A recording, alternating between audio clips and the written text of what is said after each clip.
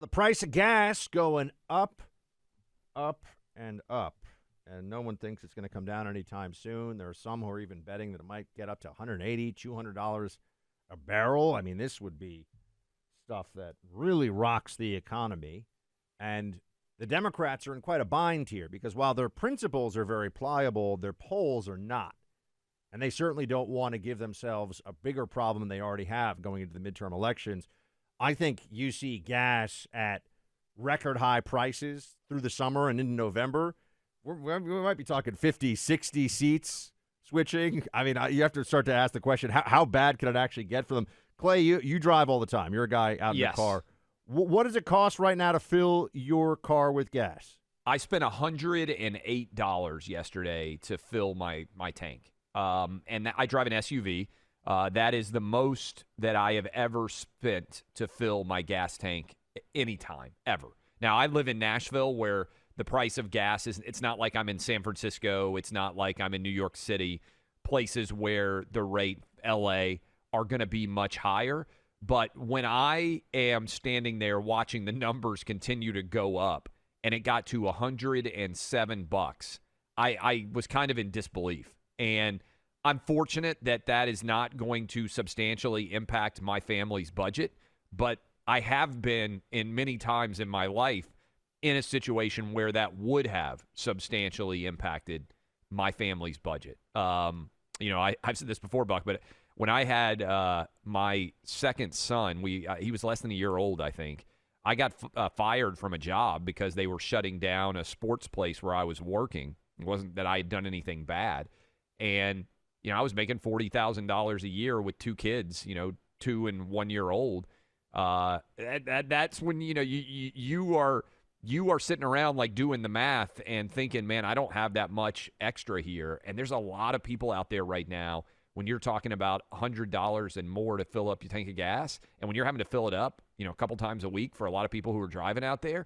I mean, your budget, that is a very real. We talk a lot about tax cuts and tax hikes. It's a very real tax hike. This means buying less food for some people, less groceries. This means taking, the steak or the hamburger out of the cart and replacing it with, chickpeas or something else because you're going to get your protein from a less expensive source. I mean, these are the kind of decisions that people are going to be making as a result of the increase in gas prices here.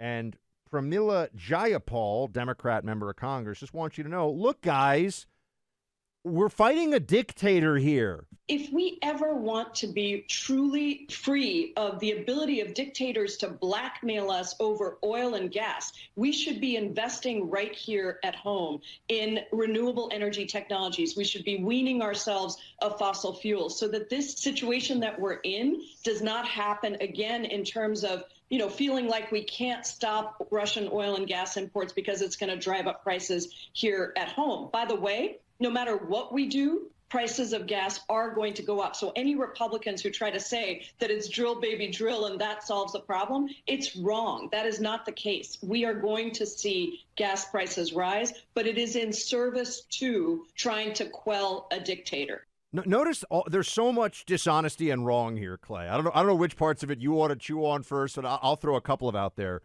There is a religious zeal that the Democrat Party has toward. I mean, they say it would take too long to drill, baby, drill. Let's do renewables. Yeah. Renewables in a best case scenario might solve this problem for the Clay Travis grandchildren to enjoy, okay? Maybe right. In 30, 40, 50 years, there will be renewable energy solving the global. I mean, and by the way, I think that's actually overly optimistic. But the point is, notice they say drilling for gas would take too long. Let's focus on renewables. It's not so much that they're idiots, although that's a part of it.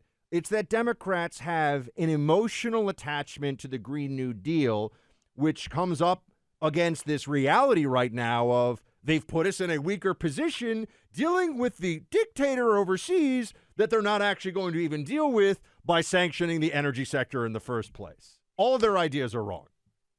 Yes, and I would just point to a guy who is the patron saint of many people who believe that we are over-relying on fossil fuels, Elon Musk. Elon Musk came out. Obviously, Tesla is predicated on the idea of electric vehicles, and moving away from the idea of gas-powered engines. He said we need more oil production in the United States, and we need more nuclear power in the world. And so ultimately, I understand the argument, even though I think I agree with you, Buck, that it's a fanciful idea. But when you're saying we can't have more fossil fuels right now, the way to get off of this petro-dictator treadmill, which I agree we should be trying to get off of, to me is twofold. We should be doing two things. We should, one, be producing as much oil and gas as we possibly can in the United States, which the Biden administration has disallowed. If Trump were here, we'd be producing more. That's the drill, baby drill idea. We also simultaneously can be trying to develop more resources to wean our necessity to need fossil fuels in the future. I don't see this as an either-or option, and maybe this is crazy that I don't. I want us to be as energy independent as we can wherever the energy comes from, but the focal point to solve this issue right now is to produce as much oil and gas as we possibly can in the United States of America. Putin is making long-term calculations about this. He has to think about what's it going to look like in 6 months, in 12 months, if the U.S. turns on the full force of its fossil fuel production. Putin was quieter for a while. Many of the petrostates were quieter for a while because of the increased U.S. production from shale oil. You can make an argument that shale oil in the U.S. did more for national security over the last decade or two than any other single thing in the world. I mean, shale oil was enormously influential in hurting the worst economies, the biggest aggressors on the world stage, Iran, Russia, Venezuela, you name it.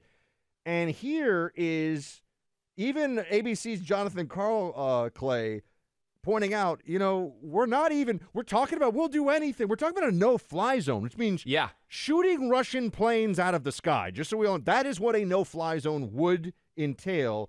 But we're not even willing to go after the Russian energy sector. I think we should all be honest about this. The key issue here, which is the question of banning the import of oil and gas from Russia. It is not insignificant. We actually take in more petroleum from Russia than we do from Saudi Arabia. So the ban will result in, and it also obviously affects the world supply as well. So you'll see oil go from not $100 a barrel to $150, maybe $200 a barrel. But it's extraordinary, George, for all of the sanctions that have been imposed, and they have been unprecedented on Russia, to sanction everything but the thing that drives their economy. I mean, Clay, that's a good point. We should be honest about the costs. To talk about military escalation from our side without even being willing to look at the economic will or lack thereof in the energy sector, I think is to create a huge opening for blunders. And I just had our team here pull this. You know what the highest national average gas price of all time was? $4.10 in July of 2008. As of today, Clay, $4.07. We're basically there because when the price of oil is up to roughly $130 a barrel, we're going to go over that dollar figure. But I want you to know that our transportation secretary, Mayor Pete, he of the back from paternity leave. That's right. Are we sure that he's back from paternity leave? He may have an 18-month paternity leave. His whole term might be paternity leave.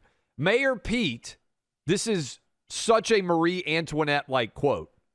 Mayor Pete today said that he's got the solution, guys and girls, for everybody out there who's having to pay nearly the highest price for gas in the history of the country. He says all of you should just go buy new electric cars. That would solve the issue. Eat the cake, buy the brand new $80,000 electric car. Listen to Mayor Pete. Last month, we announced a $5 billion investment. Clean transportation can bring significant cost savings for the American people as well. Last month, we announced a $5 billion investment to build out a nationwide electric vehicle charging network so that people from rural to suburban to urban communities can all benefit from the gas savings of driving an EV. Just buy a new car, Buck.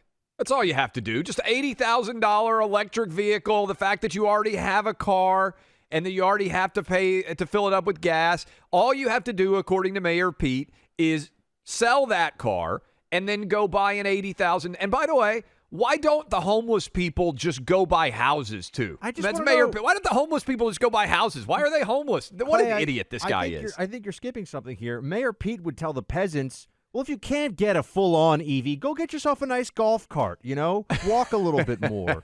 That'll solve it. By the way, I always think it's fascinating. Where do they think the electricity comes from for these things? It's not a windmill in Mayor Pete's backyard, I can assure you. It's not wind turbines all along the coast that are what you're actually juicing up your vehicle with, your brand new what do you call Tesla. it? Tesla. Or I was going to say, I saw in Texas over the weekend a Prius with a Beto for governor sticker, and I just realized it still exists even in Texas.